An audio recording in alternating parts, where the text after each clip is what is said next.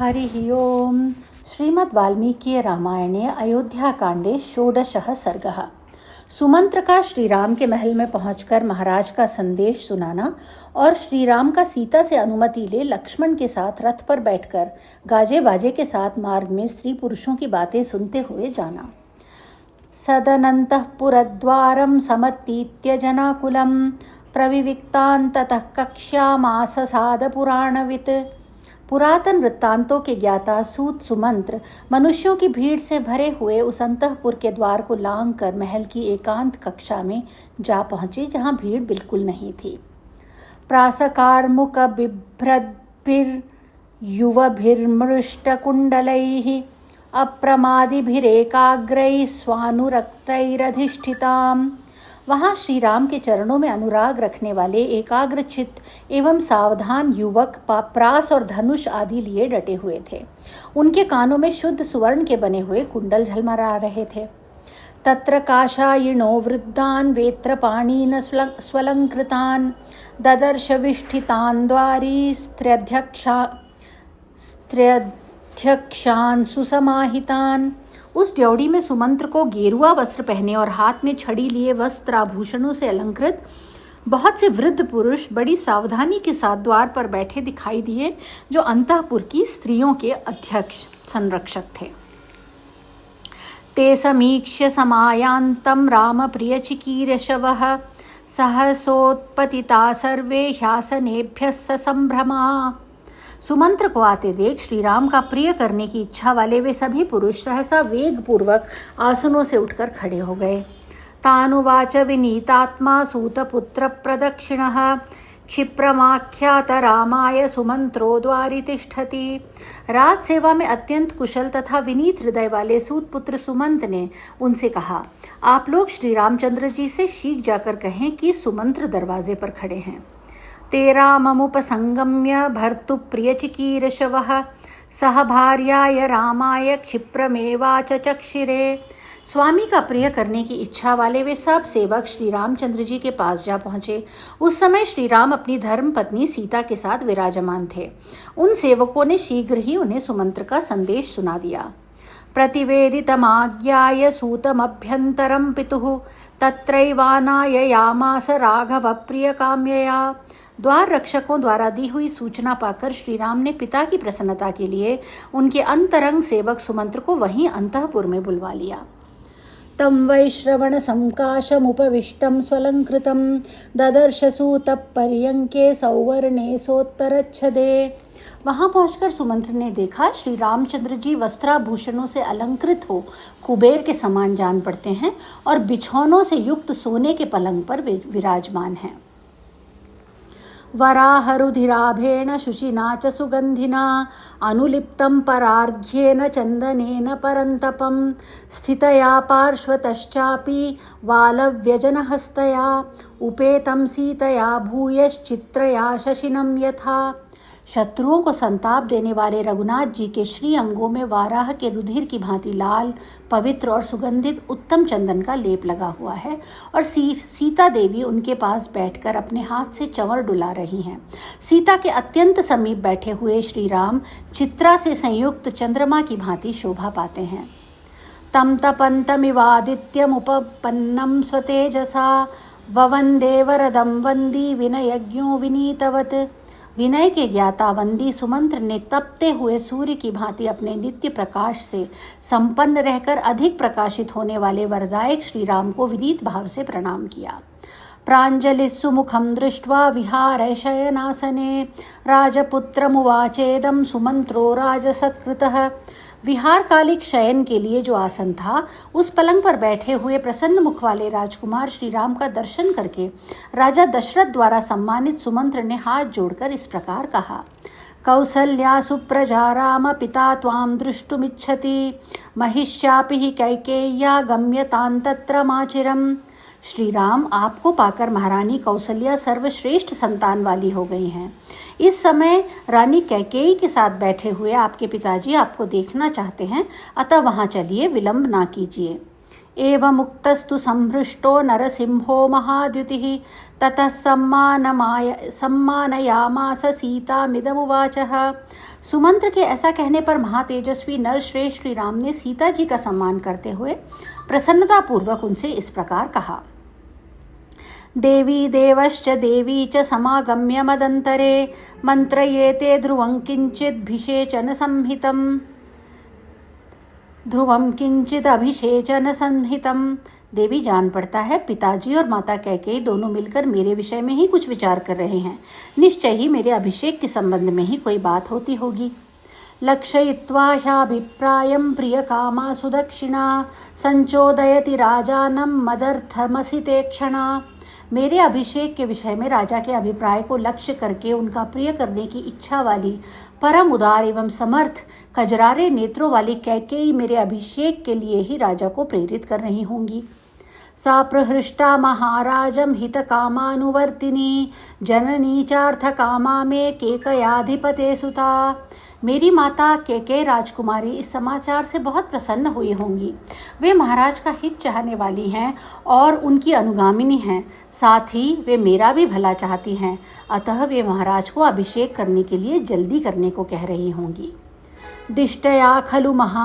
दिष्ट्या खलु महाराजो महिष्या प्रियया सह सुमंत्रं प्राहिणोद्दूतमर्थकामकरं मम। सौभाग्य की बात है कि महाराज अपनी प्यारी रानी के साथ बैठे हैं और उन्होंने मेरे अभीष्ट अर्थ को सिद्ध करने वाले सुमंत्र को ही दूत बनाकर भेजा है। यादृशी परिषत्तत्र तादृशो दूत आगतः ध्रुवमद्यैव मां राजा यौवराज्येऽभिषेक्ष्यति। जैसी वहाँ अंतरंग परिषद बैठी है वैसे ही दूत सुमंत्र जी यहाँ पधारे हैं। अवश्य आज ही महाराज मुझे युवराज के पद पर अभिषिक्त करेंगे। हंत शीघ्रमितो गत्वा द्रक्ष्यामि च महीपतिं सह त्वं परिवारेण सुखमास्सवरमस्व च। अतः मैं प्रसन्नतापूर्वक यहाँ से शीघ्र जाकर महाराज का दर्शन करूँगा। तुम परिजनों के साथ यहाँ सुखपूर्वक बैठो और आनंद करो।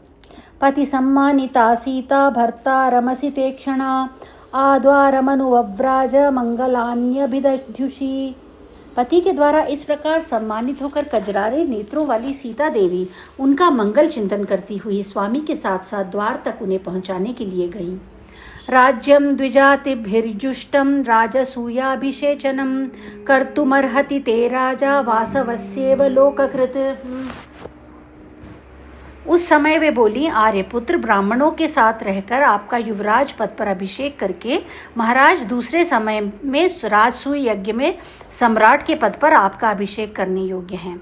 ठीक उसी तरह जैसे लोक सृष्टा ब्रह्मा ने देवराज इंद्र का अभिषेक किया था। दीक्षितं वृत संपन्नं वराजिनधरं शुचिं कुरंगशृंगपाणिं च पश्यन्ती त्वां भजाम्यहम्।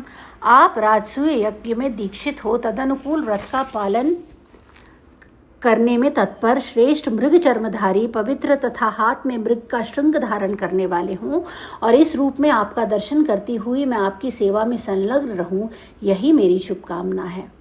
पूर्वां दिशं व्रजधरो दक्षिणां पातु ते यमः वरुणः पश्चिमामाशां धनेशस्तूत्तरां दिशम्।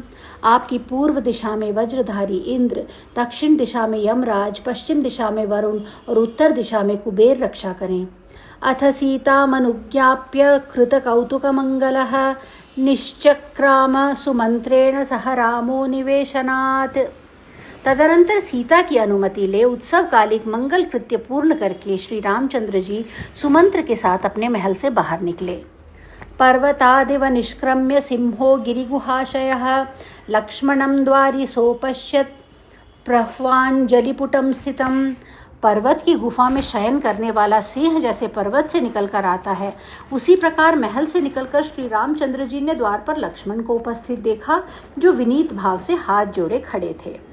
अथ मध्यम कक्षायां समागच्छत् सुहृज्जनेः सर्वानर्थिनो दृष्ट्वा समेत्य प्रतिनन्द्य च ततः पावक संकाशमारुरोह रथोत्तमं वैयाघ्रं पुरुषव्याघ्रो राजितं राजनंदनः। तदनंतर मध्यम कक्षा में आकर वे मित्रों से मिले। फिर प्रार्थी जनों को उपस्थित देख उन सब से मिलकर उन्हें संतुष्ट करके पुरुष सिंह राजकुमार श्री राम व्याघ्र चर्म से आवृत शोभाशाली तथा अग्नि के समान तेजस्वी उत्तम रथ पर आरूढ़ हुए। मेघनादम संबाधम मणिहेम विभूषितम मुष्णन्तमिव चक्षुंषी प्रभया मेरुवर्चसम। उस रथ की घरघराहट मेघ की गंभीर गर्जना के समान प्रतीत होती थी। उसमें स्थान की संकीर्णता नहीं थी, वह विस्तृत था और मणि एवं सुवर्ण से विभूषित था। उसकी कांति सुवर्णमय मेरु पर्वत के समान जान पड़ती थी। वह रथ अपनी प्रभा से लोगों की आंखों में चकाचौंध सा पैदा कर देता था। करेणुशिशुकल्पैश्च युक्तं परमवाजिभिः हरियुक्तं सहस्राक्षो रथमिंद्र इवाशुगम। उसमें उत्तम घोड़े जुते हुए थे जो अधिक पुष्ट होने के कारण हाथी के बच्चों के समान प्रतीत होते थे। जैसे सहस्र नेत्रधारी इंद्र हरे रंग के घोड़ों से युक्त शीघ्रगामी रथ पर सवार होते हैं, उसी प्रकार श्री राम अपने उस रथ पर आरूढ़ थे। प्रयौ तूर्णमास्थाय राघवोज्ज्वलितश्रिया सपर्जन्य इवाकाशो स्वनवानभिनादयन् निकेतान्निर्ययौ श्रीमान महाभ्रादिव चंद्रमाः। अपनी सहज शोभा से प्रकाशित श्री रघुनाथ जी उस रथ पर आरूढ़ हो तुरंत वहां से चल दिए।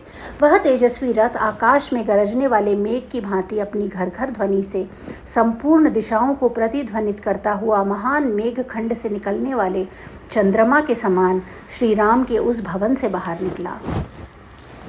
चित्रचामरपाणिस्तु लक्ष्मणो राघवानुजः जुगोपभ्रातरं भ्राता रथमास्थाय पृष्ठतः। श्री राम के छोटे भाई लक्ष्मण भी हाथ में विचित्र चंवर लिए उस रथ पर बैठे गए और पीछे से अपने ज्येष्ठ भ्राता श्री राम की रक्षा करने लगे। ततो हलहला शब्दस्तुमुलः समजायत तस्य निष्क्रममाणस्य जनौघस्य समन्ततः। फिर तो सब ओर से मनुष्यों की भारी भीड़ निकलने लगी। उस समय उस जन समूह के चलने से सहसा भयंकर कोलाहल मच गया। ततो हयवरा मुख्या नागाश्च गिरिसन्निभाः अनुजग्मुस्तथा रामं शतशोथ सहस्रशः। श्री राम के पीछे पीछे अच्छे अच्छे घोड़े और पर्वतों के समान विशाल काय श्रेष्ठ गजराज सैकड़ों और हजारों की संख्या में चलने लगे। अग्रतश्चास्य सन्नद्धाश्चन्दना गुरुभूषिताः खड्गचापधराशूरा जग्मुराशंसवो जनाः। उनके आगे आगे कवच आदि से सुसज्जित तथा चंदन और अगुरु से विभूषित हो खड्ग और धनुष धारण किए बहुत से शूरवीर तथा मंगलाशंसी मनुष्य बंदी आदि चल रहे थे। ततो वादित्र शब्दाश्च स्तुति शब्दाश्च वंदिनां सिंहनादाश्च शूराणां ततः शुश्रुविरे पथि हर्म्यवातायनस्थाभिर्भूषिताभिः समन्ततः कीर्यमाणस्सु पुष्पौघैर्ययौ स्त्रीभिररिन्दमः। तदनंतर मार्ग में वाद्यों की ध्वनि, वंदी जनों के स्तुति पाठ के शब्द तथा शूरवीरों के सिंहनाद सुनाई देने लगे। महलों की खिड़कियों में बैठी हुई वस्त्राभूषणों से विभूषित वनिताएं सब ओर से शत्रु दमन श्री राम पर ढेर के ढेर सुंदर पुष्प बिखेर रही थी। इस अवस्था में श्री राम आगे बढ़ते चले जा रहे थे। रामं सर्वानवद्यांग्यो राम पिप्रीशया ततः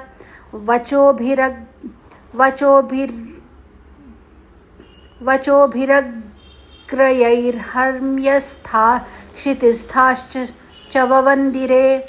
उस समय अट्टालिकाओं और भूतल पर खड़ी हुई सर्वांग सुंदरी युवतियां श्री राम का प्रिय करने की इच्छा से श्रेष्ठ वचनों द्वारा उनकी स्तुति गाने लगीं। नूनन्नन्दति ते माता कौसल्या मातृनन्दन पश्यन्ति सिद्धयात्रं त्वां पितरं राज्यमुपस्थितम्। माता को आनंद प्रदान करने वाले रघुवीर, आपकी यह यात्रा सफल होगी और आपको पैतृक राज प्राप्त होगा। इस अवस्था में आपको देखती हुई आपकी माता कौसल्या निश्चय ही आनंदित हो रही होंगी।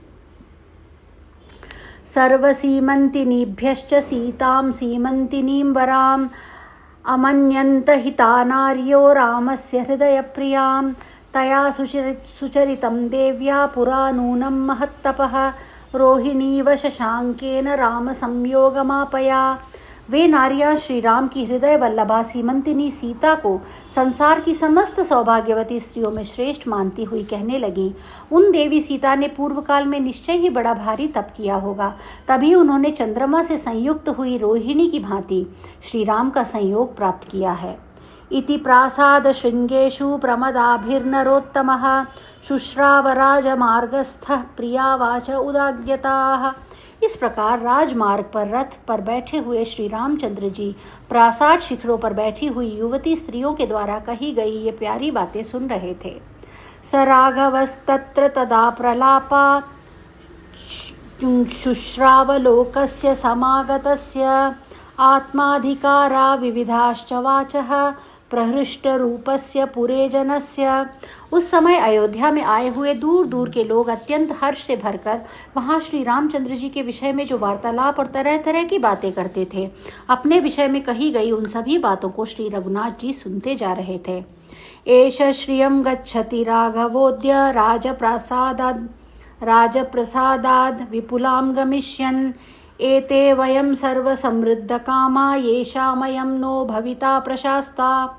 वे कहते थे, इस समय ये श्री रामचंद्र जी महाराज दशरथ की कृपा से बहुत बड़ी संपत्ति के अधिकारी होने जा रहे हैं। अब हम सब लोगों की समस्त कामनाएं पूर्ण हो जाएंगी, क्योंकि ये श्री राम हमारे शासक होंगे।